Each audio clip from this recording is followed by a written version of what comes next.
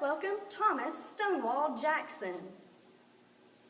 Well, look, guys, there's Jackson standing like a stone wall. I'm glad your ghost could be with us today. So let's start with your childhood. I hear it was rough. Yeah, a lot of death. Okay, so I believe your sister died when she was 6. From typhoid fever? That must have been pretty hard on you. Yeah, I was only 2. I don't really remember much. All right, then. I'll skip over your father's death shortly after the same disease. But my question is, did your mother remarry? She did. He didn't really like me or any of my siblings, so we moved in with various relatives. Let's move on then. So you went to the U.S. Military Academy at West Point and graduated, correct?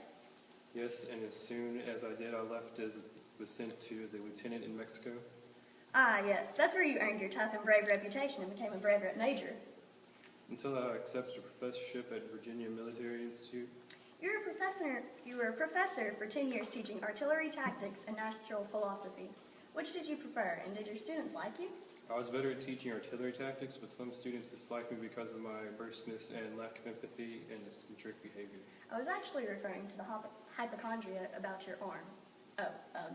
My apologies. Oh, that I lost it in the Battle of Chancellorsville. I was shot.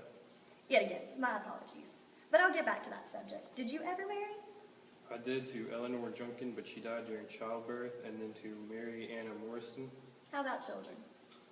Mary Anna had 1 child, but she died after a month, and Julia Laura was my only surviving daughter, but she died less than a month before me. Wow, I'm sorry. Death must be a really touchy subject for you, considering everything.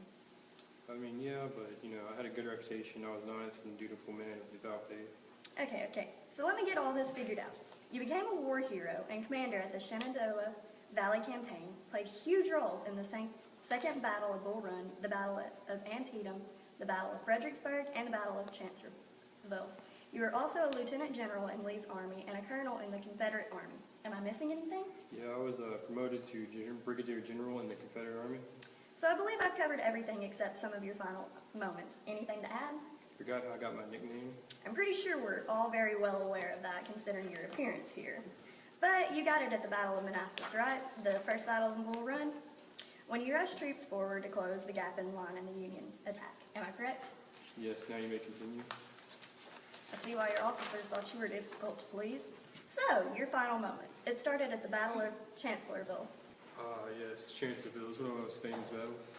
But it had a cost. You took troops to scout ahead, and a North Carolina regiment severely wounded you.